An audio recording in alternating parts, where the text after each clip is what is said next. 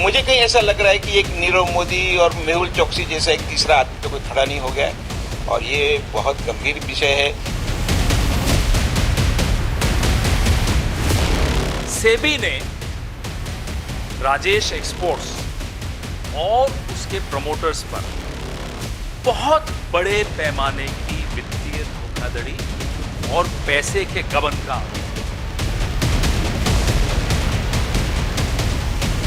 प्रकार से मेहुल चोकसी, नीरव मोदी जो भाग गए देश से, इस राजेश एक्सपोर्ट्स का, राजेश मेहता का भी पासपोर्ट जब्त करना बहुत जरूरी है।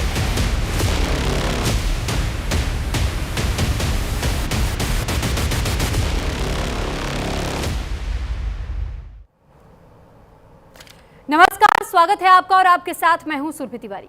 क्या वाकई एक कंपनी ने 15 लाख करोड़ रुपए का घोटाला किया? क्या देश में 1992 के हर्षद मेहता स्कैम से भी बड़ा घोटाला हुआ है? ये सवाल तब खड़े हो रहे हैं जब दुनिया की सबसे बड़ी गोल्ड रिफाइनरी और सोने का कारोबार करने वाली कंपनी राजेश एक्सपोर्ट्स पर फाइनेंशियल गड़बड़ झाले के गंभीर आरोप लगे। सेबी का आरोप है कि कंपनी ने अपने रेवेन्यू को 15 लाख करोड़ रुपए तक बढ़ा चढ़ा करके दिखाया। यह रकम कई राज्यों की अर्थव्यवस्था से भी ज्यादा का है। दरअसल राजेश एक्सपोर्ट्स दस्तावेजों में हर साल लगभग 2.5 लाख करोड़ से 3 लाख करोड़ रुपए का बिजनेस यानी कि सेल दिखा रही थी। लेकिन सेबी ने अपनी जांच में पाया कि कंपनी ने फाइनेंशियल ईयर 2021 से 2025 यानी 5 साल के दौरान अपनी वित्तीय रिपोर्ट में भारी गड़बड़ी की है। जांच में पाया गया है कि ये आंकड़े केवल कागजों पर बढ़ा चढ़ा करके दिखाए नहीं गए। आसान शब्दों में अगर कहें तो पिछले 5 सालों में कंपनी ने जो कुल 15 लाख करोड़ रुपए से ज्यादा की बिक्री दिखाई थी, वो सिर्फ कागजों पर थी। सेबी की जांच के मुताबिक राजेश एक्सपोर्ट्स ने इस भ्रामक आंकड़े को तैयार करने के लिए 3 तरीके अपनाए। कंपनी ने दिखाया कि सारा बिजनेस विदेशी कंपनियों के जरिए आ रहा है, लेकिन जब जांच के दौरान सेबी ने विदेशी कंपनियों के अकाउंटिंग सिस्टम, बिल और बैंक ट्रांजैक्शन की डिटेल्स मांगी तो कंपनी ने डेटा देने से साफ मना कर दिया। कंपनी ने 2023 में दावा किया था कि उन्होंने अफ्रीका में सोने के खदानों में 1035 करोड़ रुपए का निवेश किया, लेकिन जब ऑडिट हुआ तो ना तो राजेश एक्सपोर्ट्स के अकाउंट में और ना ही इसके किसी सब्सिडियरी के खातों में इस निवेश का कोई भी वजूद मिला। अब इस खुलासे के बाद से सेबी ने राजेश मेहता पर कंपनी के शेयरों में ट्रेडिंग करने की पूरी तरह रोक लगा दी। लेकिन राजेश एक्सपोर्ट्स का ये दावा है उन्होंने कुछ गलत नहीं किया, जो रेवेन्यू दिखाया वो बिल्कुल सही है। लेकिन सवाल ये कि जब सब कुछ सही है तो फिर कंपनी ने डेटा देने से इनकार क्यों किया? क्या वाकई सबसे बड़ा घोटाला हुआ? आज इसी मुद्दे पर होगी बात, लेकिन पहले आपको दिखाते हैं खास रिपोर्ट।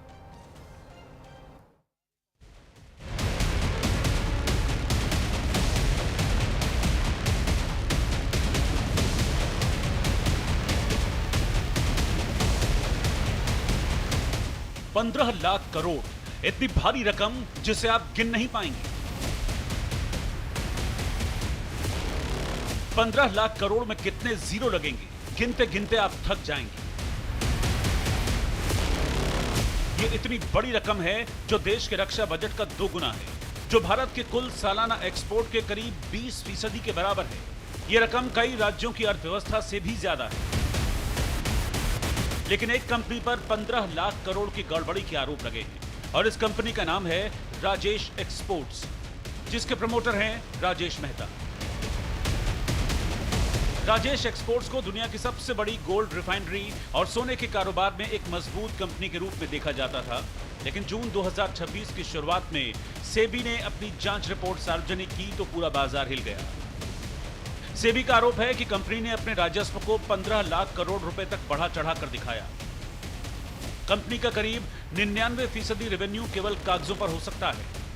राजेश एक्सपोर्ट्स ने 2021 से 2025 के बीच अपनी विदेशी कंपनियों के जरिए फर्जी कमाई दिखाई। कमाई के करीब 97% से 99% हिस्सा बढ़ा चढ़ा कर दिखाया गया।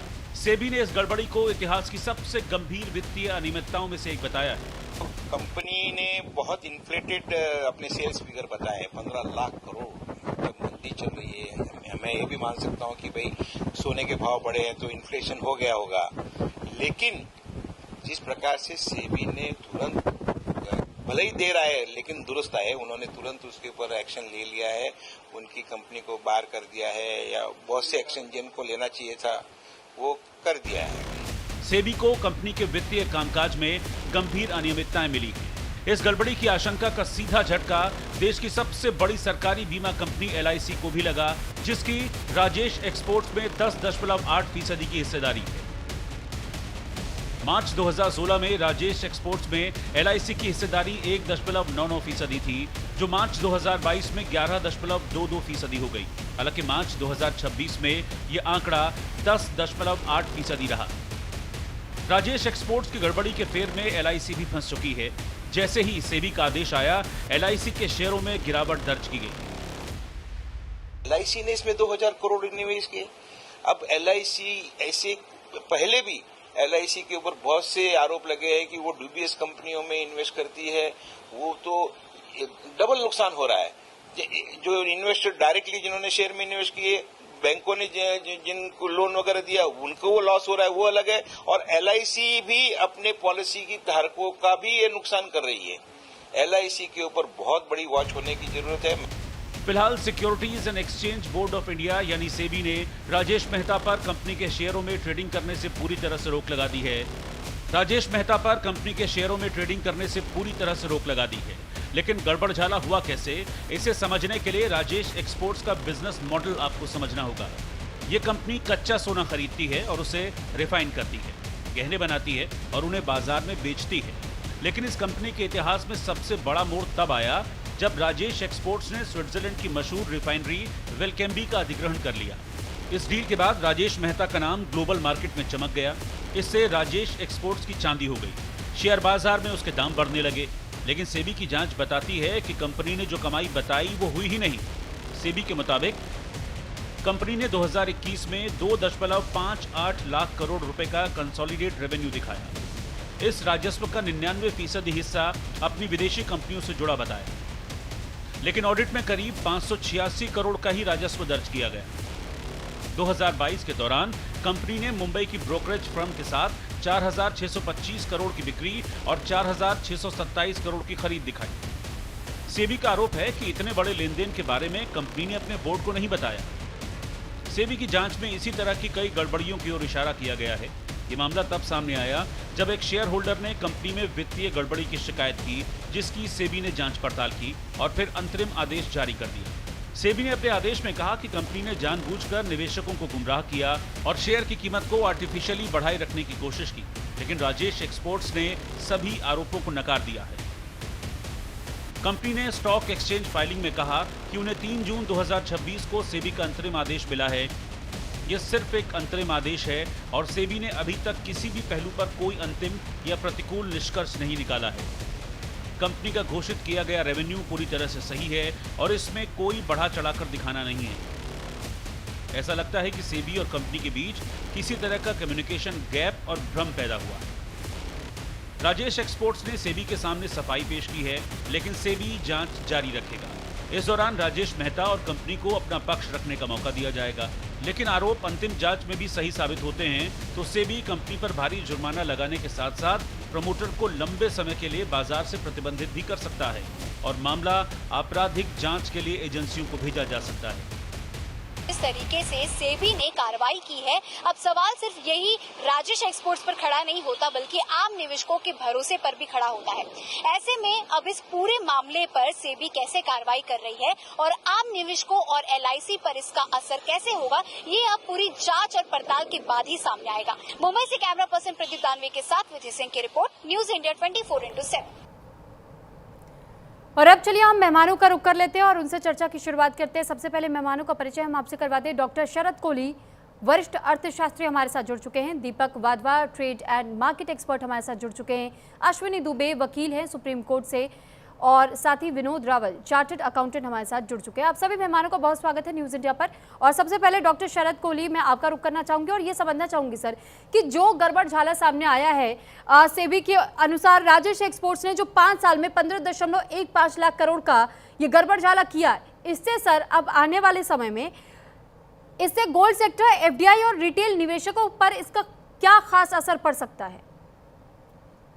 नमस्कार सुरभि, आपको, मेरे सह पैनलिस्ट और न्यूज इंडिया के सभी दर्शकों को मेरा अभिवादन। देखिए, ये एक अकाउंटिंग फ्रॉड नजर आ रहा है जी। और अभी हालांकि इन्वेस्टिगेशन इसमें पेंडिंग है, तो किसी भी नतीजे पे पहुंचना, बहुत कंक्लूसिव तौर से कहना बहुत ज्यादा उचित नहीं रहेगा। पर हाँ, जो चीज अभी सामने आई है उस पर जरूर एक डिस्कशन बनता है। इनकी वेलकैम्बी करके स्विट्जरलैंड में एक सब्सिडरी है जिसका ये कहते हैं कि उसका रेवेन्यू जो है सेबी ने ठीक से नहीं लगाया, 15 लाख करोड़ से ऊपर का रेवेन्यू कंसोलिडेशन ऑफ अकाउंट्स में। ये एक अकाउंटिंग फ्रॉड कहिए या अकाउंटिंग गड़बड़ी करी है, अकाउंटिंग वो कहते हैं कम्युनिकेशन गैप वगैरह वगैरह। आपका सवाल है कि इससे असर क्या होगा। देखिए, 5 साल तक ये चलता रहा। मैं पहले इस पे सवाल करना चाहता हूँ कि 5 साल तक कैसे चलता रहा, पहली बात। दूसरी बात, ऑडिटर सो रहे थे बैठ के हर कंपनी को। अच्छा, मजे की बात है, ऑडिट इंडिया में भी राजेश एक्सपोर्ट का हो रहा था, ऑडिट स्विट्जरलैंड की जो वेलकैम्बी कंपनी है उनका भी हो रहा था, बिल्कुल। और ऑडिट कंसोलिडेटेड अकाउंट्स जो सारी इस कंपनियों के मिलके एक अकाउंट्स बनता है उसका भी ऑडिट हो रहा था। और इसमें बिग 4 की भी शायद कोई कंपनी इन्वॉल्व थी ऑडिट में, मैं यहाँ नाम नहीं लेना चाहता हूँ। तो मुझे हैरानी ये है कि 5 साल बाद पहली बात पकड़ में कैसे आया, क्योंकि स्टॉक एक्सचेंज में नियम ये होता है सुरभि कि हर 3 महीने बाद आपको अपने अकाउंट्स स्टॉक एक्सचेंज में देने होते हैं और साल भर बाद तो ऑडिटेड अकाउंट देने ही देने होते हैं। तो क्या सारी की सारी जांच एजेंसी सो रही थी अभी तक बैठ के 5 साल तक, जो 5 साल बाद उनको पता लगा कि क्योंकि जो सारा का सारा घोटाला बताया जा रहा है वो 5 साल में फैला हुआ है।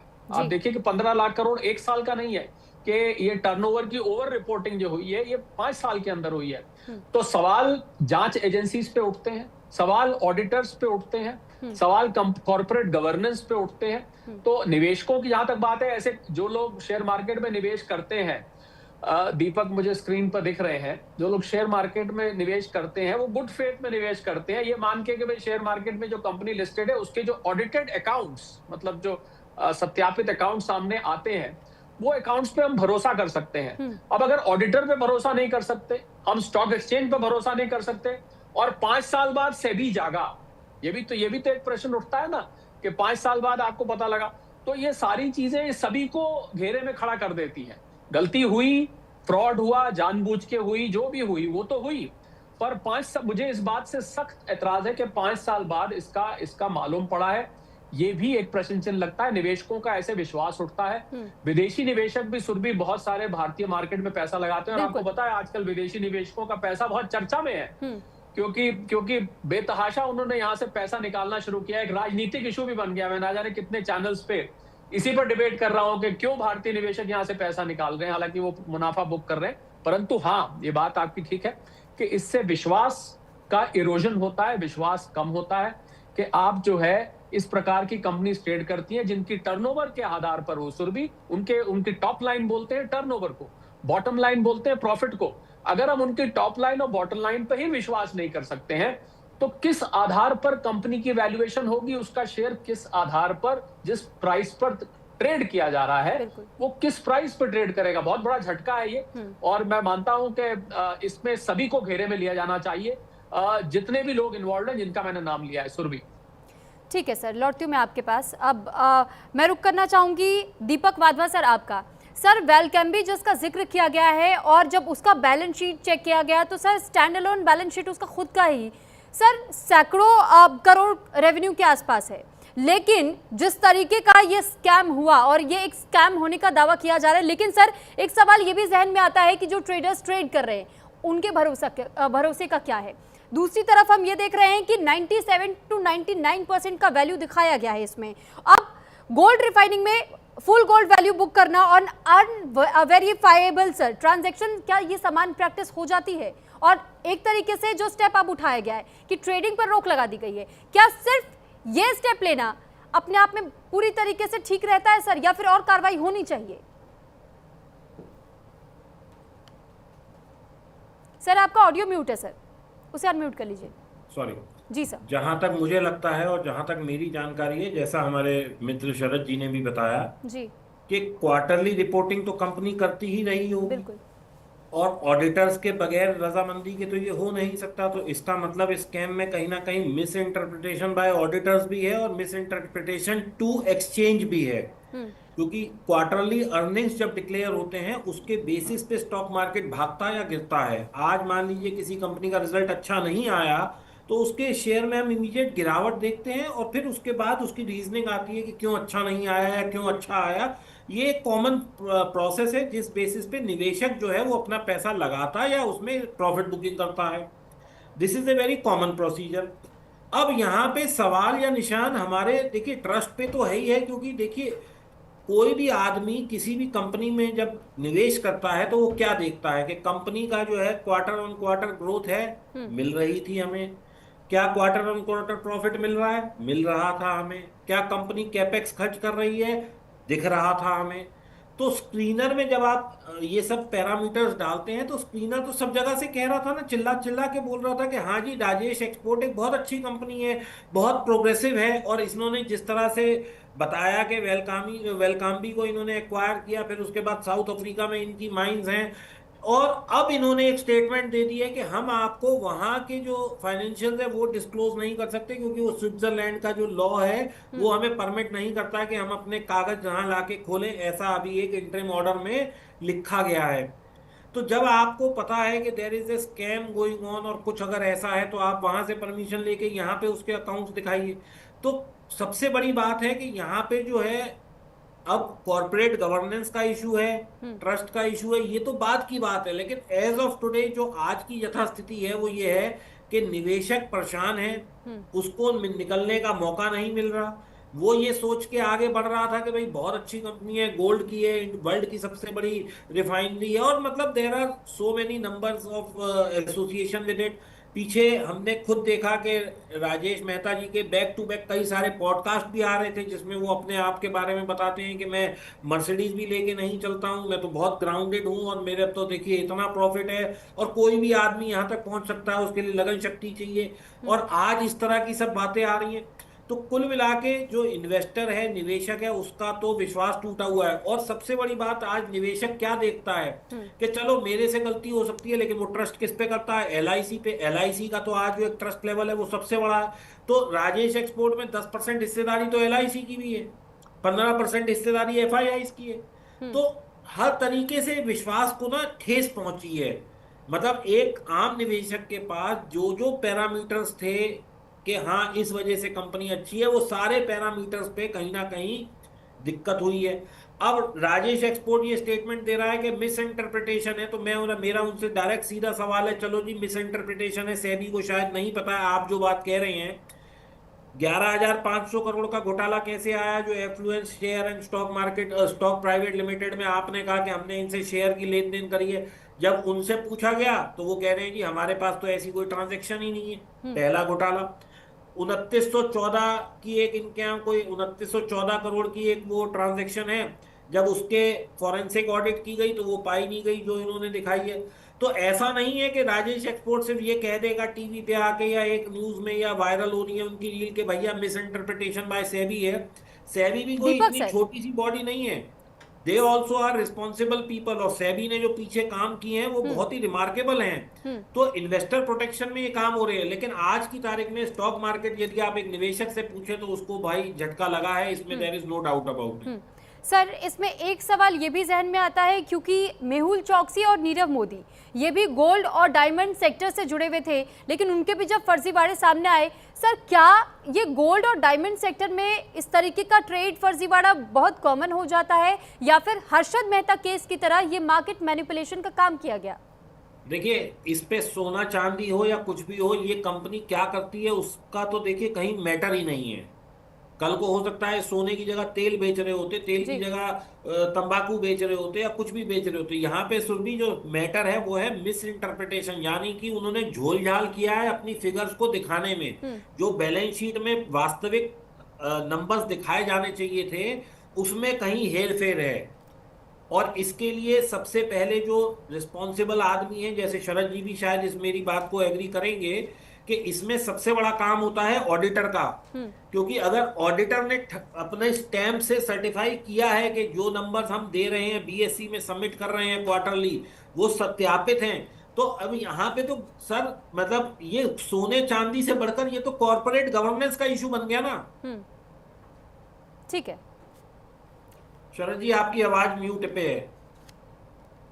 सुरभि जो आपका सवाल है सोने चांदी का, ये सोने चांदी का इत्तेफाक है नीरव मोदी भी गोल्ड डायमंड के वो थे, उनका बैंकिंग फ्रॉड था। जी। और ये जो है ये स्टॉक की कॉर्पोरेट गवर्नेंस और अकाउंटिंग का फ्रॉड है। ये एक महज इत्तेफाक है। मैं एग्री करता हूं दीपक से कि ये किसी भी बिजनेस में हो सकता है, क्योंकि आप अकाउंटिंग किस तरीके से कर रहे हैं। मुझे इसमें सबसे बड़ा झोल जो है वो ऑडिटर का नजर आ रहा है, क्योंकि अकाउंटिंग का मैटर सीधा सीधा ऑडिटर द्वारा वेरीफाइड होता है और ऑडिटर से सवाल पहले पूछे जाना चाहिए। बल्कि मैं यूं कहूंगा कि राजेश मेहता से भी पहले ऑडिटर को ये जवाबदेही बनती है। सुरभि, बल्कि मैं यहाँ पे ऐड करना चाहूंगा, जैसे हमारे आम निवेशक होते हैं, जैसे अगर मुझे भी कल को कोई लोन लेना है और मैं कहता हूँ ये मेरा बैंक स्टेटमेंट है, तो ये जो मेरे को बैंक मेरे को लोन दे रहा होता है, वो मेरे से क्या कहता है, सर इसे ऑडिट करा लाइए या इसको अपने सीए से वेरीफाई करा लाइए। तो सीए का जो दर्जा है वो मतलब इतना ऊंचा रखा गया है हमारे सिस्टम में कि जो सीए कह रहा है वो गलत नहीं हो सकता। और यहाँ तो 5 साल का मतलब हो गया, 5 साल का मतलब हो गया 20 क्वार्टर, तो 20 क्वार्टर से झोल चल रहा है। और सेबी भी देखिए इतनी बड़ी गलती नहीं कर सकती कि भैया मिस इंटरप्रिटेशन का कोई लफड़ा हो, क्योंकि SEBI in itself is a very very very highly reputed body. और जो इन्होंने पीछे बहुत सारे डिसीजन ऐसे लिए हैं, वो सारे डिसीजन इन्होंने इन्वेस्टर प्रोटेक्शन के अंदर लिए गए हैं। तो ये लीस्ट बाय लीस्ट परसेंट यकीन है कि सेबी गलती कर सकता है, क्योंकि देखिए आज सेबी की अपनी रेपुटेशन पे बात नहीं आ जाएगी कि वो कोई 10-15 हजार करोड़ का तो घोटाला बता नहीं रहे, यहाँ 15.15 लाख करोड़ की बात कर रहे हैं। अगर आप जीएसटी कलेक्शन देखें तो पूरे 1 साल की जीएसटी कलेक्शन के बराबर का ये घोटाला है, अगर ये मिसइंटरप्रिटेशन है तो। ठीक है, लौटती हूँ मैं आपके पास। विनोद रावल सर, अब मैं आपका एक बार रुक करना चाहूंगी, क्योंकि सर चार्टर्ड अकाउंटेंट होने के नाते सर मुझे लगता है कि आपसे ये समझना बहुत जरूरी है। अभी जैसे हमने शरद कोहली जी सर को भी सुना और दीपक वाधवा सर को भी सुना, दोनों की ओर से कहा जा रहा है कि सबसे पहले राजेश एक्सपोर्ट्स पर आप जब कार्रवाई करने की बात कहते हैं या राजेश मेहता से पूछताछ करने की बात कहते हैं, तो पहले कार्रवाई तो ऑडिटर पर होनी चाहिए। ऑडिटर की भूमिका कितनी अहम हो जाती है ऐसे केस में, और अगर कार्रवाई की बात कही जाए तो किस तरीके से अब ऑडिटर पर भी गाज गिर सकती है, आपसे भी समझना चाहूंगी सर।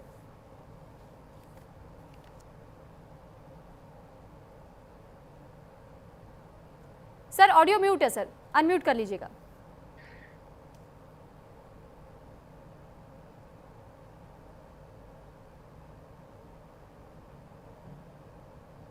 नमस्कार जी सर। मेरी आवाज आ रही सुरभि? जी बिल्कुल आ रही है सर।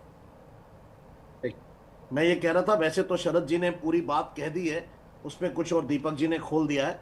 मैं दूसरी बात ये कहूंगा कि ये घोटाला 15 लाख करोड़ का नहीं है, ये अब 23 लाख करोड़ का हो गया है। उसका कारण ये है कि 15 लाख करोड़ सिर्फ 2025 तक थे। 1 साल की और आप टर्नओवर अगर लेंगे आप इसकी राजेश एक्सपोर्ट्स की, तो 8 लाख करोड़ की 2025-26 का टर्नओवर भी उन्होंने डिक्लेयर किया हुआ है, तो वो भी उसी फ्रॉड में जाएगा। तो ये 23 लाख का घोटाला बन गया है, जो कि बहुत, जैसे दीपक जी ने कहा कि जीएसटी की फिगर 2 लाख करोड़ आई थी तो हमने सेलिब्रेट किया था पूरा उसको पर मंथ का, इंटू 12 करो तो ये जितनी जीएसटी कलेक्शन है वो इसकी टर्नओवर है। अब आते हैं दूसरी बात पे, आपने कहा कि ऑडिटर्स पर कैसे, मैं 100% आपके साथ सहमत हूं कि ऐसा हो ही नहीं सकता कि ये जो फैक्टर है, इतनी छोटी सी बात ऑडिटर्स की नजर से निकल गई। ये बिल्कुल 100% हैंड इन ग्लोव होकर के काम किया गया है, इसमें और कोई कारण नजर नहीं आता। बहुत सिंपल सा देखने में लग रहा है, लेकिन मुझे लगता है शायद झोल इससे कहीं ज्यादा बड़ा है। कारण क्या है कि प्रोसेसिंग फीस, उन्होंने कहा कि वेलकैम्बी 0.5% चार्ज करता है, और वेलकैम्बी ने अपनी turnover 0.5% of 99% turnover of Rajesh exports दिखाई है, जबकि राजेश एक्सपोर्ट्स अपनी टर्नओवर को पूरा दिखाता है। अगर मैं एग्जांपल के जरिए बताऊं तो अगर मैं किसी ज्वेलर के पास जाता हूं और अपने घर से ओल्ड गोल्ड दे करके उसको मैं कहता हूं कि मेरा 100 ग्राम गोल्ड 10 ग्राम गोल्ड ले लीजिए 1,50,000 रुपए का, आप इसका गहना बना दीजिए, तो वो उस ज्वेलर की जो इनकम है वो उस 1,50,000 रुपए उसका नहीं है, वो मेरा गोल्ड था। तो वेलकैम्बी का केस यही है कि जिस सेंट्रल बैंक ने उनको गोल्ड दिया प्रोसेसिंग करने के लिए, उसको राजेश एक्सपोर्ट्स ने अपनी परचेज और अपनी सेल बना दिया, जिसके पेपर वो शायद सेबी को प्रोड्यूस नहीं कर पाए, और जिसकी वजह से सेबी ने कहा कि ये सारा इशू है, जो मुझे लगता है। हालांकि इसके अलावा और बहुत सारी चीजें हैं। साउथ अफ्रीकन की गोल्ड माइन कहती है कि हमारे यहां कोई इन्वेस्टमेंट ही नहीं हुआ। एफ्लेक्स स्टॉक्स कहता है कि हमारा राजेश एक्सपोर्ट्स क्लाइंट ही नहीं है। तो 11,488 करोड़ रुपए की आप एंट्रीज डालते हैं, और वो स्टॉक ब्रोकर जो कहता है कि वो कहता है मेरा कस्टमर ही नहीं है, कम ज्यादा की बात नहीं है, वो कह रहा है मेरे यहां अकाउंट ही नहीं है इस नाम से। क्योंकि डेरिवेटिव्स का जो लॉस है वो आप इसको अंदर अपने एक्सपेंसेस में डाल देते हैं, कंपनी के अंदर कर देते हैं। अब एक सवाल आता है कि ऑडिटर्स का क्या किया जाए। ऑडिटर्स इसके अंदर भुगतेंगे, इसके अंदर नफरा जो है ऑलरेडी फाइनेंशियल रेगुलेटरी अथॉरिटी है, वो एक अब बहुत बड़ी समस्या बनेगी। SFIO है, इसके अंदर सीरियस फ्रॉड इन्वेस्टिगेशन के अंदर मैटर जाएगा। ये बहुत मुझे लगता है कि ये छोटा मामला नहीं है और खुलेगा। और मुझे डर सिर्फ इस बात का दीपक जी कि ऐसी और कितनी कंपनीज ऐसी होंगी जो इस तरह की कर रही हैं, और ये बेसिकली स्टॉक रिगिंग का केस बनता है कि स्टॉक्स के प्राइसेस को इन्फ्लेट करने के लिए सब कुछ किया जा रहा है। क्योंकि जैसे ही आपने टर्नओवर 15 लाख करोड़ बनाई, 8 लाख करोड़ पर ईयर, आप 20% का ओवरड्राफ्ट बैंक से ले लेते हैं, आप इंसेंटिव्स लेते हैं उसके बदले में DGFT से और सारे जो भी ज्वेलरी एक्सपोर्ट्स पर मिलते होंगे, आप GST के इंसेंटिव्स आप लेते हैं एक्सपोर्ट्स पर। तो कितनी तरह के ऐसे इंसेंटिव्स हैं जो इस टर्नओवर को ज्यादा दिखा करके क्लेम किए गए होंगे, जिसकी वजह से ये आपको ये पैसा मिल रहा है और ये आपको काम करना पड़ रहा है।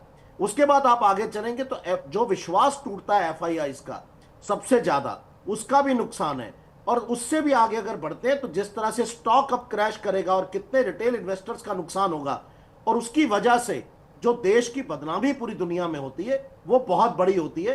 तो ऑडिटर्स, मैं आपके साथ सहमत हूं कि पूरी उनकी जिम्मेवारी थी। और ये खाली स्टैट्यूटरी ऑडिटर्स की बात नहीं है, इसमें इंटरनल ऑडिटर्स भी हैं, इसके अंदर स्टॉक ऑडिटर्स भी होंगे, क्योंकि इसके अंदर स्टॉक इन्वॉल्व है गोल्ड का। कितनी तरह के ऑडिट किए गए होंगे जो कि स्टॉक एक्सचेंज के अंदर हर क्वार्टरली रिटर्न फाइल हो रही है उस नंबर के ऊपर। वो बिल्स जो हैं ही नहीं, उन बिल्स के परचेज के बिल्स आप कहां से लाएंगे? और अगर हैं तो आप क्यों नहीं उसको प्रोड्यूस करते हैं? क्यों ऑडिटर ये कहता है कि मैं अपने वर्किंग पेपर SEBI को प्रोड्यूस नहीं कर रहा हूं? क्या ऐसा लीगल ओपिनियन वहां लिया गया? वहां तो स्विट्जरलैंड का एंगल इन्वॉल्व नहीं हो सकता, क्योंकि जब इंडियन ऑडिटर अपनी बैलेंस शीट के अंदर नंबर को सर्टिफाई करता है, स्टैंडर्ड ऑफ ऑडिटिंग जो SA 600 है वो बड़ा क्लियरली, शरद जी मेरे साथ एग्री करेंगे कि जब भी हम किसी ऑडिटर की रिपोर्ट को रिलाय करते हैं या किसी भी एक्सपर्ट की रिपोर्ट को रिलाय करते हैं, लेकिन रिस्पॉन्सिबिलिटी मेरी होती है। I can rely on anything but it has to be done with due verification. क्या वेरिफिकेशन किया गया? अगर आपको थर्ड पार्टी कंफर्मेशन तक नहीं मिल रहा है, वेल कैम्बी का कंफर्मेशन स्टॉक एक्सचेंज SEBI मंगवा लेता है, उसकी बैलेंस शीट 3000 करोड़ की निकाल के, और क्या उस ऑडिटर ने सिर्फ थर्ड पार्टी कंफर्मेशन तक नहीं मंगवाया? आप कैसे 15 लाख करोड़ की कंपनी का ऑडिट कर रहे हैं? ज्वाइंट ऑडिटर्स हैं ऑलरेडी, जैसा बताया जा रहा है इस केस के अंदर। क्या इतना सबकी आंखों पर इतनी बड़ी पट्टी या कॉपी पेस्ट होती रही हर बैलेंस शीट? क्या आपने एक बार 2021 के अंदर एक बैलेंस शीट एक मेथड से बना दी, उसके बाद आपने कंटिन्यूअसली उसको 2026 तक आपने सेम मेथड अडॉप्ट किया? किसी ने देखने की कोशिश नहीं की कि इनवॉइसेस नहीं है। सुरभि जी, सिर्फ 10,000 रुपए का अगर कोई GST इनपुट ले लेता है ना, तो GST डिपार्टमेंट उसके पीछे पड़ जाता है और उस इनवॉइस को रिवर्स करा के मानता है। उसका DGGI और कितने इन्वेस्टिगेशन विंग्स हैं, और यहां पर सब GST भी इन्वॉल्व है। सब कौन कौन से डिपार्टमेंट इसके अंदर आपको मिलेंगे? It's I think can of worms which is going to be open with SEBI reports. अगर ये सब जो SEBI ने कहा है इंटरिम रिपोर्ट में, अगर ऐसा ही है, क्योंकि अभी हम सब लोगों के पास वही एक डॉक्यूमेंट है देखने के लिए, लेकिन अगर आप मैंने 2026 की राजेश एक्सपोर्ट्स की बैलेंस शीट निकाली तो अगेन वही सिचुएशन थी। 784 लाख करोड़ रुपए आपने दिखाया हुआ है उसके अंदर, सॉरी 7,84,000 करोड़ आप अपनी टर्नओवर दिखा रहे हैं। तो ये 23 लाख करोड़ का स्कैम बन गया इतना बड़ा, और इतना बड़ा कैसे चलता रहा अभी तक? बैंक्स पैसे दे रहे थे, LIC इसके अंदर 10.8% इन्वेस्ट करती है। क्या ड्यू डिलिजेंस हुआ? क्या बैलेंस शीट की बेसिक आइटम आप रेवेन्यू नहीं चेक करते? ये क्या आपको लगता नहीं हम अभी भी वही खड़े हैं जहां आज से 10 साल पहले अपनी कंपनीज के स्टॉक एक्सचेंज के ऊपर खड़े होते? इस पर भी मैं कोहली सर से मैं सवाल करना चाहूंगी, लेकिन फिलहाल मैं अश्विनी दुबे सर का एक बार मैं रुक करना चाहूंगी। अब सर, क्योंकि आप वकील हैं और ऐसे में सुप्रीम कोर्ट तक मामला जब तक पहुंचता है सर, एक लंबा समय लग जाता है, क्योंकि प्रोसेस होता है डिस्ट्रिक्ट कोर्ट, हाई कोर्ट, उसके बाद सुप्रीम कोर्ट। तो सर ऐसे में मैं आपसे ये सिचुएशन थोड़ा सा समझना चाहूंगी, जो इन्वेस्टर्स है, जो ट्रेड कर रहे हैं, उनके लिए एक तो भरोसा उनका टूट रहा है मार्केट से, और दूसरी तरफ सर हम ये देखते हैं कि जब SEBI ने कंपनी और उसके प्रमोटर को लेकर के एक बैन लगाया सिक्योरिटी पर्पस का हवाला देते हुए, इसके साथ ही में क्या एंट्रीम ऑर्डर पास होने के बाद से कंपनी के पास क्या कुछ अधिकार बच जाते हैं? वो क्या कुछ कदम उठा सकते हैं आगे? और दूसरी ओर SEBI इस एंट्रीम ऑर्डर के तहत में क्या और आगे कार्रवाई कर सकती है? देखिए, अभी जो इंटरिम ऑर्डर है उसको अगर बारीकी से देखते तो समझ आता है कि असल में ये कोई बैंक से पैसा लेकर भागने वाली गड़बड़ी नहीं है जी। जैसा शरद भाई ने कहा, ये अकाउंटिंग फ्रॉड है, कारोबार में हेराफेरी है। और इसको राजेश मेहता और उनकी team hand in glove with the SEBI officials और जो ऑडिटर्स हैं उनके साथ सालों से अंजाम देते रहे। तो मार्केट वैल्यू वर्सेस सालाना टर्नओवर का जो केस है, उस केस में अभी सब कुछ जब फाइनल रिपोर्ट आएगा, क्योंकि यह आदेश अंतरिम है, इंटरिम आदेश है, जांच अभी पूरी नहीं हुई है, सेबी अपनी विस्तृत जांच जारी रखेगा। इसी समय राजेश मेहता और उनकी कंपनी को अपना पक्ष रखने का मौका दिया जाएगा। और ये जो आरोप है अगर फाइनल रिपोर्ट में सही साबित होते हैं तो सेबी जो है कंपनी पर भारी जुर्माना लगाने के साथ साथ प्रमोटर्स को लंबे समय के लिए बाजार से प्रतिबंधित भी कर सकती है। और इसके अलावा जो सीरियस फ्रॉड इन्वेस्टिगेटिंग ऑफिस है, क्योंकि इस मामलों के लिए जो एक्सपर्ट और हमारे देश की प्रीमियर एजेंसी है वो SFI, उसको भेज सकते हैं आपराधिक एजेंसियों को। दूसरा, रेवेन्यू इन्फ्लेशन की देखिए क्या होता है कि जब कोई कंपनी अपनी वित्तीय स्थिति को मजबूत दिखाने के लिए, बैंक लोन हासिल करने के लिए, शेयर बाजार में शेयर की कीमत बढ़ाने के लिए और जो असली बिक्री होती है उससे ज्यादा कमाई कागजों पर दिखाती है, तो उसे रेवेन्यू इन्फ्लेशन या रेवेन्यू बढ़ा चढ़ा कर दिखाना कहते हैं।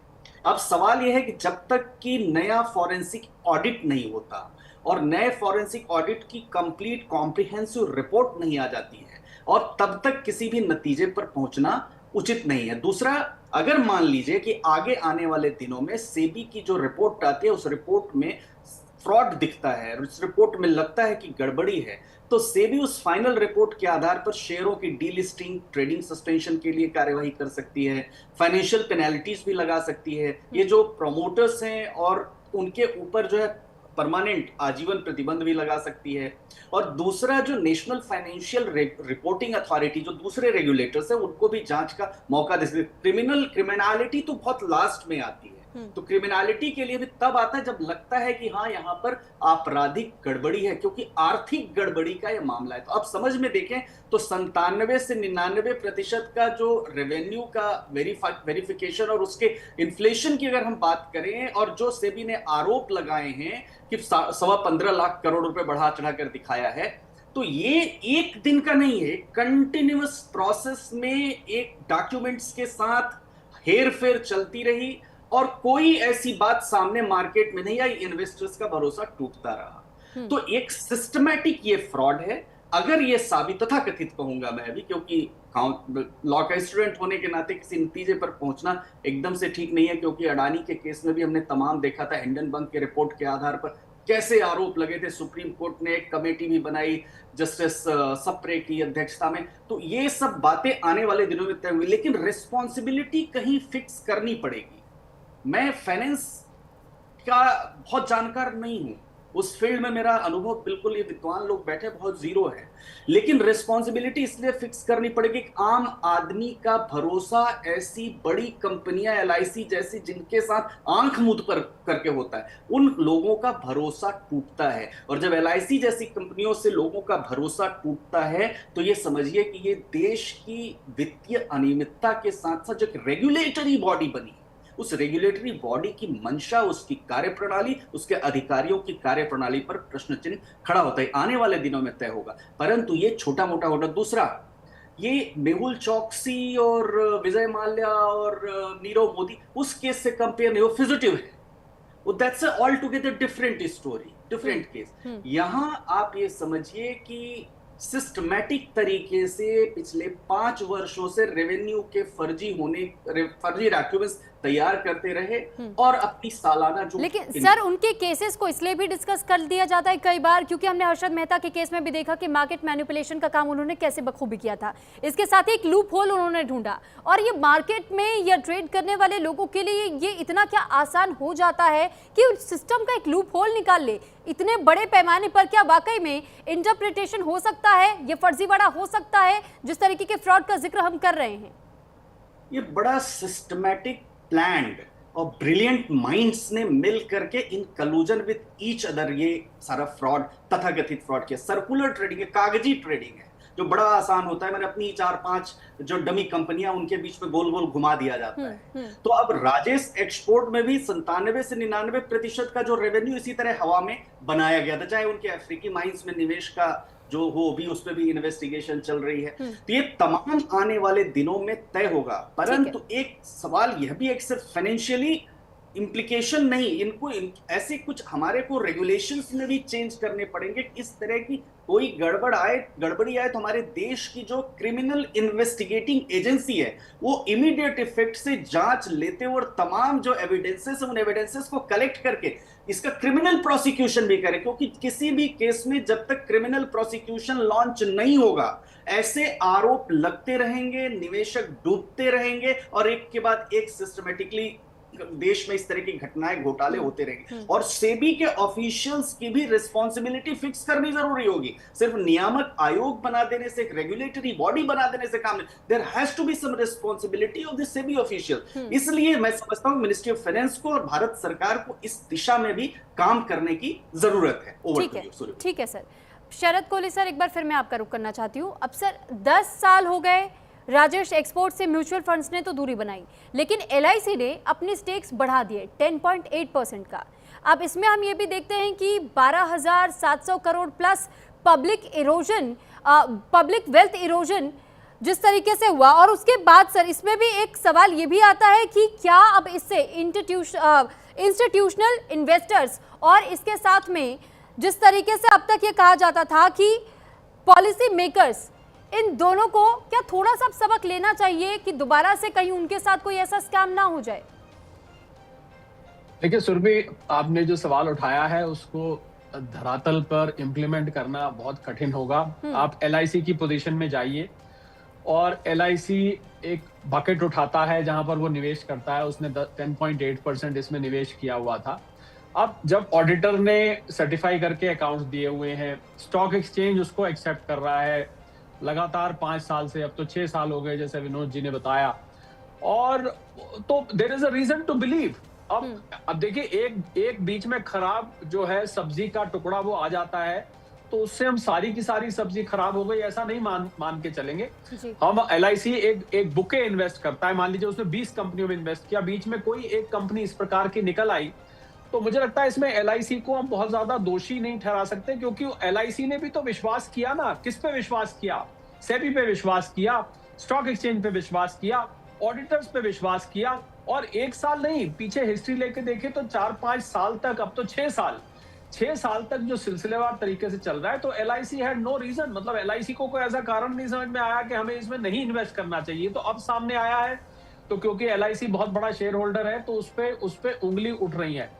मुझे लग रहा है ये जो सारा मैटर है इसमें इंस्टीट्यूट ऑफ चार्टर्ड अकाउंटेंट्स जो है, जो चार्टर्ड अकाउंटेंट्स की गवर्निंग बॉडी है, जिसकी मेंबरशिप सब चार्टर्ड अकाउंटेंट्स के पास होती है, क्योंकि विनोद जी इस बात को समझेंगे कि ये रेवेन्यू रिकग्निशन का जो इंटरनेशनल अकाउंटिंग स्टैंडर्ड है उसका हवाला देके ऑडिटर्स ने कहीं ये दिखाया है, क्योंकि ऑडिटर्स ने जब दिखाया तो कुछ ना कुछ बेसिस तो लिया होगा, भले ही वो अपने वर्किंग पेपर्स नहीं दिखा रहे, पर जो उनकी ऑडिट तो इंटरनेशनल अकाउंटिंग स्टैंडर्ड जो रेवेन्यू रिकग्निशन का, या सुरभि मैं दर्शकों के लिए आसान करके बताऊं कि किस आधार पर आप एक आने वाले पैसे को रेवेन्यू मानते हैं।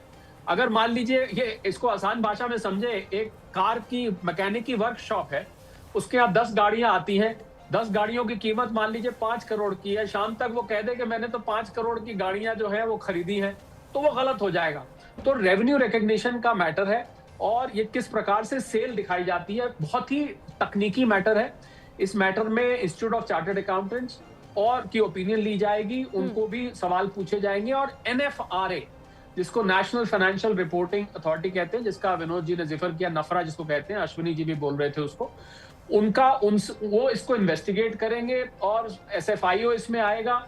और मुझे तो लगता है, देखिए एक कहावत होती है, मैं पूरी कहावत नहीं बोलूंगा सुरभि, सिर्फ एक शब्द छोड़ दूंगा, हमाम में सब डैश डैश डैश, मैं यहाँ इस्तेमाल नहीं करूंगा उसको।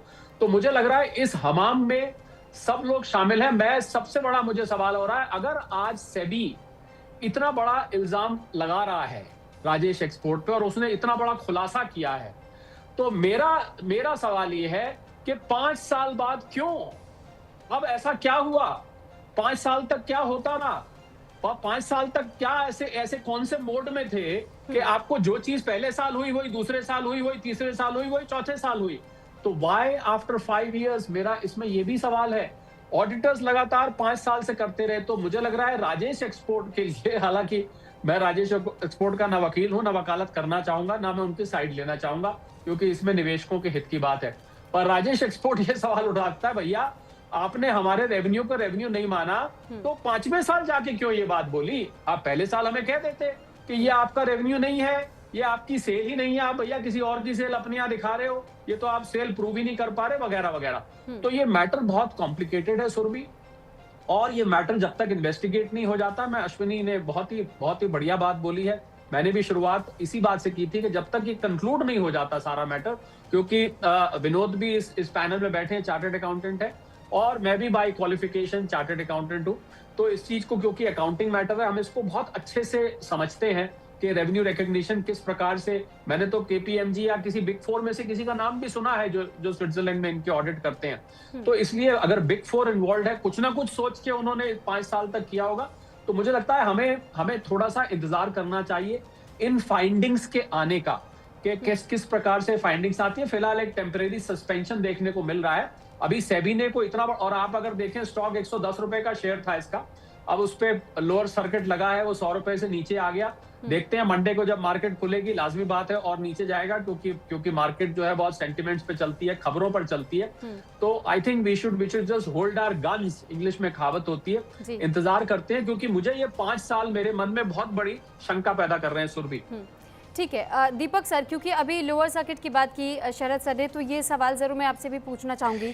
शेयर लगभग 900 प्लस के पीक से 90% तक गिर गया सर, और इसके बाद 5% लोअर सर्किट पर बंद हुआ। मार्केट एक्सपर्ट के तौर पर, और जिस तरीके से ट्रेड में आप एक्सपर्ट रखते हैं सर, ऐसे में मैं इस सिचुएशन को थोड़ा सा और बेहतर तरीके से इसलिए भी समझना चाहूंगी कि मार्केट में जो इस वक्त उतार चढ़ाव हम देख रहे हैं, और जिस स्थिति में बंद हुआ है सर, क्या अब इस स्टॉक में कोई रिकवरी की संभावना और दिखाई देती है? जिन लोगों ने ट्रेड किया है इस पर, उनके लिए अब इस वक्त क्या पोजीशन है सर?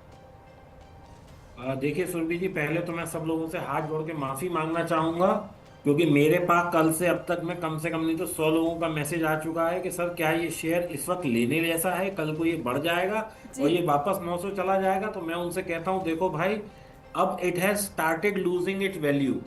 अब ये बढ़ने तो छोड़ो कि ये एक तरह से आपको एग्जिट का मौका दे दे, वही बहुत बड़ी बात समझ लेना, क्योंकि ये लोअर सर्किट लगते लगते कहां तक आएगा। जैसे हमने पीछे येस बैंक में देखा था कि कॉर्पोरेट गवर्नेंस के इशू थे, जबकि आप देखिए वहां तो बैंक चल रहा है, गवर्नमेंट के इंटरवेंशन से सब कुछ ठीक कर दिया गया, उसके बाद भी उसके शेयर होल्डर्स को वैल्यू नहीं मिल रही। क्यों? क्योंकि एक बार जब रेपुटेशन आपकी खत्म हो जाती है, ट्रस्ट मार्केट से खत्म हो जाता है, आपकी जो क्रेडिबिलिटी है वो खत्म हो जाती है, तो आप मार्केट से बाहर हो जाते हैं, पहली चीज। दूसरी चीज, यहाँ पे केवल एक मैटर नहीं है सुरभि, यहाँ पे केवल इशू जो है वो उसकी मिस इंटरप्रिटेशन का थोड़ी है। आज अगर मैं कोई बात कह रहा हूं और मेरा ऑडिटर उसे सत्यापित कर रहा है, बीएसई उसे एक्सेप्ट कर रहा है, बीएसई अर्निंग्स डिक्लेयर कर रहा है, तो यहाँ पे 4-5 बॉडीज इन्वॉल्व हैं जो कि देश की रेपुटेशन के लिए एक सवाल या निशान पैदा करती हैं। जैसा कि हमारे मित्र ने भी बताया कि आपने अगर हमारी बात को नहीं मानना था तो 5 साल से आप क्या कर रहे थे। तो यहाँ पे दूसरा, एफआईआई वैसे ही लगातार सेलिंग करते चले जा रहे हैं, जबकि आप देखिए क्यों सेलिंग कर रहे हैं, क्योंकि एलटीटीसी का बेनिफिट नहीं मिल रहा है और उनके अपने कई ग्रीवेंसेस हैं जिसको कि प्रॉपरली हम लोग एड्रेस नहीं कर पा रहे हैं शायद। तो एक अविश्वास तो पहले से ही बना हुआ था, और इतना बड़ा घोटाला अगर निकल के आ जाएगा तो आप सोचिए कि इन्वेस्टर कॉन्फिडेंस तो टूटेगा ही टूटेगा। बेचारा एक जो आम निवेशक है उसका तो छोड़ दीजिए, एफआईआई ट्रस्ट लूज कर रहे हैं हमारे यहाँ। तो ये तो अगर डीआईआईज और जो हम लोग इतनी सिप कर रहे हैं, इतने इन्फ्लुएंसर्स ने और इतने मार्केटिंग ने सिप सिप सिप गा गा के लोगों को बताया कि भाई सिप से एक पावर बनती है, तो ये मार्केट टिका हुआ है। अगर ये सिप की पावर नहीं होती तो हम तो ऑलरेडी 50% क्रैश पे आ चुके होते। And on top of it, crude ने जो मार दी हुई है, सोने ने जो मार दी हुई है और डॉलर ने जो मार दी हुई है, उसकी तो अभी हम कहीं चर्चा ही नहीं कर रहे हैं। वो भी अपने आप में एक फैक्टर ऑफ कंसर्न है इंडिया के लिए। ठीक है सर, लौटते मैं आपके पास। अब सुप्रीम कोर्ट के वकील हमारे साथ क्योंकि जुड़े हुए हैं, अश्विनी दुबे सर। एक बार सर मैं आपसे ये भी जानना चाहूंगी, कंपनी इस वक्त स्विस लॉ का हवाला दे रही है और ये स्विस लॉ का हवाला देते हुए ही ये कह रही है कि वेलकैम्बी का जो डेटा हमारे पास है वो हम किसी को नहीं शेयर करना चाहते हैं। तो सर अब ऐसे में सेबी ने इसे खारिज कर दिया है, वो कहता है कि आपको डेटा सबमिट करना पड़ेगा। 400 GB का ये डेटा पूरा बताया जा रहा है। क्रॉस बॉर्डर ज्यूरिसडिक्शन में सेबी की पहुंच पर और सहयोग कैसे सुनिश्चित किया जा सकता है सर, इस बारे में भी आपसे जानना चाहेंगे। इंडियन लॉ है लेकिन जब यहाँ स्विस लॉ का हवाला दे दिया जा रहा है, क्या ये चैलेंजिंग होगा? देखिए, दो बातें हैं। क्रॉस बॉर्डर लॉ की हम बात करते हैं, the investigator is in India, the fraud has happened in India, so Indian law would apply. ये कह करके कि हम स्विस लॉ हमारे ऊपर एप्लीकेबल है, ऐसा नहीं हो सकता। आप याद करिए, ट्विटर का जब मुकदमा चलता था यहाँ पर एक्स से पहले, तो वो कह रहे थे हम तो भारत में रजिस्टर्ड ही नहीं, we are not regulated by Indian companies act, हम तो यूएस की कंपनी है, इंटरमीडियरी है, और इसलिए हम भारत का कानून नहीं मानेंगे। भारत में बिजनेस करने के लिए भारत में घोटाला होता है तो बीट अ फॉरेन कंपनी और Indian company, if you have to have of your business, then you have to comply with the directions of investigating agency। और यहाँ जब सीरियस फ्रॉड के इन्वेस्टिगेशन की बात हो रही तो ये कह करके कि हम स्विस लॉ के तहत बाउंड है, वो भारतीय रेगुलेटर्स और भारतीय इन्वेस्टिगेटिंग एजेंसी मानने के लिए नहीं, इस पर तमाम सुप्रीम कोर्ट की जजमेंट्स हैं। नंबर 2, जो ये आंकड़ों का खेल चला है, मैं शरद भाई ने बहुत बड़ी बात, आई ओपनर बात कही कि वाई आफ्टर 6 years और after 5 years all of a sudden वो बिल्कुल जो बाहर आया, एक्सप्लोड हुआ। पिछले 5 सालों से क्यों नहीं हुआ? सिस्टमैटिकली ऐसे फ्रॉड, सिस्टमैटिक, इसको हम इंस्टीट्यूशनलाइज फ्रॉड कहेंगे, कैसे ये चलता रहा, अचानक आया? इसके पीछे की स्टोरी को अनअर्थ होना बहुत जरूरी है, ये जानना बहुत जरूरी है। ये नहीं कह सकते कि सिर्फ इसमें राजेश एक्सपोर्ट्स का ही, इसमें हो सकता है किसी पॉलिटिशियन का भी हाथ हो। मनी लॉन्ड्रिंग का भी एक बड़ा इंपॉर्टेंट पहलू है, क्योंकि अगर मनी लॉन्ड्रिंग के आते ही पीएमएलए आ जाएगा, और पीएमएलए के आने के बाद अगर गंभीर धोखाधड़ी की बात होती है, मैं फिर सब आंकड़ों के आधार पर कह रहा हूं, मैं ऐसा नहीं कह रहा हूं कि ऐसा हो सकता है। अभी जो इंटरिम रिपोर्ट है, इनिशियल इंक्वायरी रिपोर्ट है, उसके बेसिस पर सवाल यह है सिस्टमेटिकली आपने इसको कंटिन्यूअसली अलाउ कैसे किया पिछले 5 से 6 सालों से, और ये आपको पकड़ में नहीं। ये प्रश्न बड़ा प्रश्न है, और मैं समझता हूं फेयर इंपार्शियल इंक्वायरी जब होगी, कोई इन्वेस्टिगेटिंग एजेंसी, जो प्रीमियर इन्वेस्टिगेटिंग एजेंसी होगी, वो करके रिपोर्ट देगी, तभी साख दोबारा लौट सकती है। और स्विस लॉ वाली बात तो सिरे से इसको नकारते हैं। वो कहना तो मैं समझता हूं कि वो ज्यादा गिल्टी है। अगर राजेश एक्सपोर्ट्स कंपनी का कोई व्यक्ति इस बात को कहता है, इसका मतलब कि ये फ्रॉड हुआ है, वो ऐसा एडवर्स इन्फ्लुएंस उनके खिलाफ जाएगा। तो ये बात आप मान के चलिए, ठीक है, कि डबल जो लॉ होते हैं वो फॉलोज होते हैं ट्रू लेटर स्पिरिट में, लेकिन अगर ऑफेंस एलआईसी इंडिया में बिजनेस कर रही है, केनरा बैंक इंडिया में बिजनेस कर रही है, तो they have to follow Indian. Over to you. ठीक है सर। क्योंकि विनोद सर, अब मैं आपका रुख करना चाह रही हूँ, क्योंकि सर अभी तक हमने एक कॉमन चीज जो नोटिस की, वो इस बात का जिक्र बार बार आ रहा है, 5-6 साल ये कोई मामूली साल नहीं होते हैं सर, कि 5-6 साल से लगातार आप इस तरीके से प्रोसेस कर रहे हैं और इस पर किसी की नजर ना जाए। एक छोटी सी अगर टैक्स चोरी का मामला होता है तो वो भी बहुत जल्दी पकड़ में आ जाता है। आप सीए हैं, इसलिए मैं आपसे पूछना चाहती हूँ सर, इतने बड़े रेड फ्लैग को कैसे नजरअंदाज कर दिया गया? क्या ये इतना आसान है? क्या ये संभव है? मैं बिल्कुल आपके साथ सहमत हूं कि ये बिल्कुल संभव नहीं है, लेकिन संभव बना दिया गया। अश्विनी जी ने बिल्कुल स्पष्ट बात कही कि इंडिया में है तो इंडिया का लॉ अप्लाई होगा। कैसे अप्लाई होगा? आपने उन्हीं नंबर्स को इंडिया की कंसोलिडेटेड बैलेंस शीट में ऐड किया है। आप ही 100% सब्सिडरी आप ही की है वेलकैम्बी स्विट्जरलैंड, वहां के नंबर्स को आप ला करके यहां ऐड कर रहे हैं। आप जब नंबर यहां ऐड कर रहे हैं यहां की बैलेंस शीट में, तो नंबर को प्रूव भी आप ही करेंगे, आपकी अपनी बैलेंस शीट है। बाकी सब एजेंसीज तो उसके बाद वेरीफाई करती हैं, ऑडिटर भी वेरीफाई करता है। ऑडिटर का काम अकाउंट्स बनाना नहीं है, मैं कहीं ऑडिटर को जस्टिफाई नहीं करूंगा इसके लिए, लेकिन अकाउंटिंग फ्रॉड या अकाउंटिंग मिसरिप्रेजेंटेशन, आप जो भी नाम इसको देना चाहें, लेकिन फजिंग तो किया गया। क्योंकि जब आप रेवेन्यू रिकग्निशन की शरद भाई ने बात की थी, शरद जी, रेवेन्यू रिकग्निशन तब किया जाता है जब उसके अंदर सारे डॉक्यूमेंटेशन ऑडिटर के पास हो। कैसे रेवेन्यू रिकग्निशन किया जाएगा? जेन्युइन सेल ट्रांजैक्शंस हुई या नहीं हुई, शिपमेंट चेक की जाएगी। क्या हम एयरवे बिल और शिपमेंट नहीं देखते हैं? क्या FIRC नहीं आते हैं बैंक्स के पास? क्या उसके बावजूद सब्सिडरीज के जब नंबर हम लेते हैं तो ऑडिटर क्या वहां से बैलेंस शीट भी नहीं मंगाएगा? क्या उस नंबर्स को ऐसे ही ब्लाइंडली आंखें बंद करके क्या हम कैलकुलेटर पे खाली 2+2 4 कर रहे थे? 99.880% जो टर्नओवर है वो सब्सिडरीज की है। तो हम क्या उनकी जो बैलेंस शीट उन्होंने भेजी उसके अंदर अगर 4000 करोड़ टर्नओवर थी और मैं उसके नंबर्स को यहाँ 15 लाख करोड़ ऐड कर रहा हूं, तो क्या मुझे दिखाई नहीं दे रहा कि बाकी के कहां गए? क्या उसकी रिकंसिलेशन नहीं है? क्या ये रिकंसिलेशन आपके वर्किंग पेपर्स का पार्ट नहीं है जो आपको सेबी को दे देना चाहिए था, अगर आप इतने ही ऑनेस्ट थे? स्विस कंपनी का लॉ जब अप्लाई होगा, हालांकि मैं लॉयर हूं लेकिन प्रोफेशनल में नहीं हूं, मैंने एलएलबी जरूर किया, लेकिन मैं कहूंगा एविडेंस के अंदर ये सारी चीजें तो देनी पड़ेंगी आपको। आप हिंदुस्तान में प्रूव कर रहे हैं। जब से ई कॉमर्स कंपनीज आई थी, मुझे यूएस का एक लॉ याद आता है कि यूएस ने अपने लॉज को अमेंड किया था कि अगर आप किसी स्टेट के अंदर 100 से ज्यादा ट्रांजैक्शंस कर देते हैं, भले ही आपने अपना ऑफिस तक नहीं बनाया उस स्टेट में, तो आपको स्टेट टैक्स पे करना पड़ता है वहां पर। उन्होंने ये कहा कि आपने हमारी स्टेट के अंदर अगर प्रोडक्ट बेचा है तो भी आपको देना पड़ेगा। तो वो नंबर्स क्या आप नहीं बताएंगे मैंने किस स्टेट में कितना किया? तो मैं बिल्कुल सहमत नहीं हूं इस बात से कि उनके ये जो तर्क है कि स्विस लॉ के अंदर हम इंडियन अथॉरिटीज को डाटा नहीं देंगे। मुझे लगता है यही वजह है जो सेबी को अपनी इंटरिम रिपोर्ट देनी पड़ी। हालांकि मैं थोड़ी सी अपनी अनॉयंस भी शो करूंगा कि 11 मार्च 2024 को शेयर होल्डर ने मेल लिख करके सारी डिटेल जो दे दी, तो हमको 2 साल लग गए सिर्फ इतना बात पता करने में कि मेरी सेल्स की फिगर मैच नहीं कर रही है। क्या इसका मतलब पूरा समय दिया गया राजेश एक्सपोर्ट्स को? 2 साल से ज्यादा हो गए, 2.25 साल। ये पूरी रिकंसिलेशन फाइल करने के लिए कहा गया होगा, तभी ये नंबर आए होंगे। और दूसरी बात, ये खाली टर्नओवर का इशू नहीं है। आप देखिए एफ्लेक्स कहता है मेरे पास अकाउंट ही नहीं है, आप उस पर क्या कमेंट करेंगे?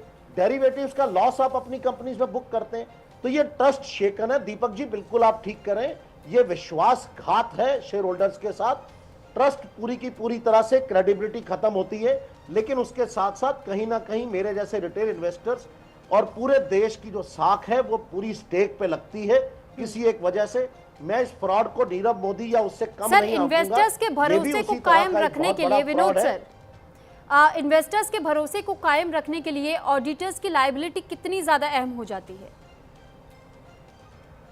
ऑडिटर्स फुली लायबल है, इसमें मैं किसी तरह से भी प्रोटेक्ट नहीं करूंगा, भले ही मेरी फ्रेटर्निटी से हो, लेकिन इसमें कोई प्रोटेक्शन नहीं है। क्योंकि आप बिना सेल्स बिल को देखे हुए आप सेल्स मान रहे हैं, बिना परचेज को देखे हुए। देखिए प्रॉफिट नहीं है उस कंपनी का, अगर आप बैलेंस शीट उठाएंगे तो प्रॉफिट आपका 0% में है, 1% भी नहीं है।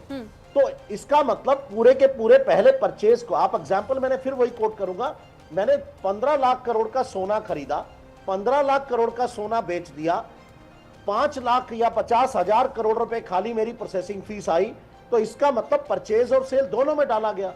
तो दोनों के डॉक्यूमेंट्स कहां हैं? कौन से ईवे बिल से माल आया? आज तो जीएसटी छोड़ता ही नहीं है, आपके पास टोल्स के ऊपर से भी पूरे रडार लगे हुए हैं, वहां से टोल से जब गाड़ी निकलती है, आज जीएसटी ऑफिसर 2 मिनट में निकाल के रख देता है कि आपका प्रोडक्ट गुजरात से दिल्ली नहीं आया, इस नंबर की गाड़ी ट्रेवल ही नहीं की वहां से। इतना स्ट्रिक्ट, इतना रडार के साथ 360 डिग्री सिस्टम वर्क कर रहा है। अब 15 लाख करोड़ का सोना, और वो भी जीएसटी रिजीम की बात कर रहे हैं, जैसी इसी रिजीम में आपका गोल्ड ट्रेवल कर रहा है, भले ही वो सब्सिडरीज का है, उसको भी एक मैचिंग का मैकेनिज्म है। आप सब्सिडरीज का पूरा डाटा आता है, यहाँ का ऑडिटर कैसे सर्टिफाई कर रहा है? जो भी ऑडिटर है उसके अंदर आंखें बंद करके बैठे हो क्या भाई? बिल्कुल नहीं दिखाई दे रहा क्या? कोई बिल नाम की चीज है कहीं कोई 1 लाख करोड़ या 1,000 रुपए का बिल आपने देखा? क्या परचेज और सेल दोनों आए तो फिर आपने सेबी को क्यों नहीं दिए? फिर सेबी को क्यों ये लिखना पड़ रहा? मैं फिर से कहूंगा, पूरे पैनल के साथ सहमत हूं कि हम जितनी बात कर रहे हैं वो सिर्फ अंतरिम रिपोर्ट के आधार पर कर रहे हैं। कल ये बदल सकती है, कल ये नंबर्स चेंज हो सकते हैं, क्योंकि जब फाइनल रिपोर्ट आएगी हो सकता है राजेश एक्सपोर्ट्स अपनी बात को प्रूव करने में कामयाब हो जाए। मैं दुआ करूंगा हो, क्योंकि मैं नहीं बर्दाश्त कर पाऊंगा कि इतना बड़ा फ्रॉड मेरे देश को फिर से देखना पड़े और बदनामी हो। मैं चाहूंगा और हाथ जोड़ करके कहूंगा राजेश एक्सपोर्ट्स को कि भाई अपना बोरिया बिस्तर सेबी के बाहर लगा लीजिए, ये आपकी इज्जत नहीं, और हम में से जिसकी जरूरत हो उसको भी साथ बुला लीजिएगा। अगर हम ये साबित कर पाए कि नंबर्स करेक्ट हैं तो इससे अच्छी बात और कोई नहीं हो सकती। लेकिन अगर भगवान ना करे ये इसका उल्टा अगर सेबी प्रूव कर पाता है या एजेंसीज प्रूव कर पाती हैं, अश्विनी जी ने कहा अगर पीएमएलए का एंगल इसके अंदर आता है, कहीं से वो फर्जीवाड़ा भी आता है, तो मैं कहूंगा इससे बड़ा फ्रॉड 340 करोड़ की मेरी जीडीपी है, आप देखिए उसका 5% का फ्रॉड है ये। कहां खड़े होंगे हम जाकर के, कितने बड़े नंबर्स हैं, हम और आप अंदाजा नहीं लगा पा रहे हैं कि कितनी बड़े नंबर्स हैं और कितने बड़े फजिंग का डाटा है। आप इसको खाली मिस रिप्रेजेंटेशन कहने से बाहर नहीं निकल सकते, क्योंकि अगर इतनी सी बात थी तो ये तो बात आपका कोई भी क्लर्क जाके भी समझा सकता था। इसमें मुझे नहीं लगता कोई इतनी बड़ी बात, और सेबी इतनी बड़ी मूर्खता कर सकते हैं कोई व्यक्ति वहां बैठ करके कि इतना बड़ा एलिगेशन लगा दे। तो कहीं ना कहीं कुछ ऐसा है जिसको छुपाया जा रहा है, जो रियल फैक्ट्स अभी तक बाहर नहीं आए हैं। और ये इतनी छोटी बात नहीं है, ऑडिटर्स भी इसके अंदर नफरा में जाएंगे। शरद जी ने कहा कि कोई बिग फोर्स की कंपनीज ने स्विट्जरलैंड की कंपनी का ऑडिट किया होगा शरद जी, बिल्कुल किया होगा। जब 15 लाख करोड़ के नंबर्स आते हैं तो बिग फोर तो वैसे ही आपको पता है पिक्चर में आ जाते हैं। आप और हम पर कोई भरोसा नहीं करता है, हमें ऑडिट नहीं मिलते हैं। तो ये जिस भी ऑडिटर ने इसका ऑडिट किया है उसकी एक पूरी टीम होगी। इतने बड़े नंबर्स को करने के लिए वर्किंग आवर्स चाहिए, आप कितने घंटे आपने काम किया होगा, लेकिन क्या आपने सेल और परचेज का बिल ही नहीं देखा, आपने उसका मूवमेंट ही नहीं देखा। आपकी प्रोसेसिंग फीस का बिल, एक छोटा सा बैंक चार्जेस लगाता है बैंक के अंदर, क्या वो मेरे पूरे क्रेडिट्स और पूरे डेबिट्स को क्या अपनी टर्नओवर मान लेगा? कैसे संभव है सुरभि जी? बिल्कुल कहीं से दिल और दिमाग के बीच की लड़ाई कल से चल रही है, समझ में नहीं आ रहा कि कैसे संभव है ये। इतनी सी बात आप सभी को समझा नहीं पाए और हमें आप टेलीविजन पर, इसीलिए सर हमें अब इंतजार करना होगा अंतिम उस रिपोर्ट के आने का कि सेबी अपना दावा पूरी तरीके से सक्सेसफुली साबित कर पाती है या फिर राजेश एक्सपोर्ट्स की ओर से कोई और दावा किया जाता है और उनकी ओर से ये कहा जाता है, बताया जाता है पूरी डिटेल्स देने के साथ कि जो कुछ था वो वाकई में सिर्फ इंटरप्रिटेशन था और कुछ नहीं था, और ये मिस इंटरप्रिटेशन था, और इसको पूरी तरीके से वो दिखा दे कि वो सही है अपनी जगह पर, तो ये एक बड़ा स्कैम होने से बच जाए। हालांकि इन्वेस्टर्स के लिए थोड़ा सा ये समय चैलेंजिंग जरूर है। बहरहाल मेरे पास समय बहुत कम है, इस वजह से अब और मैं सारे सवाल नहीं ले पाऊंगी। बहुत धन्यवाद आप सभी का हमारे साथ इस चर्चा का हिस्सा बनने के लिए। डॉक्टर शरद कोहली वरिष्ठ अर्थशास्त्री हमारे साथ जुड़े, Deepak Wadhwa trade and market expert हमारे साथ जुड़े, अश्विनी दुबे वकील हमारे साथ जुड़े सुप्रीम कोर्ट से, विनोद रावल जी चार्टर्ड अकाउंटेंट हमारे साथ जुड़े, और ये हमने समझने की कोशिश की कि क्या वाकई देश का ये अब तक का सबसे बड़ा यानी 15 लाख करोड़ का ये घोटाला सबसे बड़ा घोटाला साबित होगा। हालांकि अंतिम रिपोर्ट का अभी भी इंतजार किया जा रहा है। तमाम अपडेट्स हम आपको पहुंचाएंगे, लेकिन यहाँ रुक रहे एक छोटे से ब्रेक के लिए।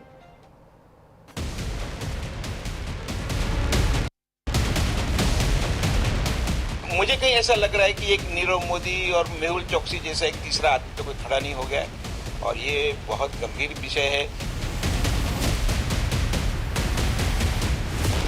सेबी ने राजेश एक्सपोर्ट्स और उसके प्रमोटर्स पर बहुत बड़े पैमाने की वित्तीय धोखाधड़ी और पैसे के गबन का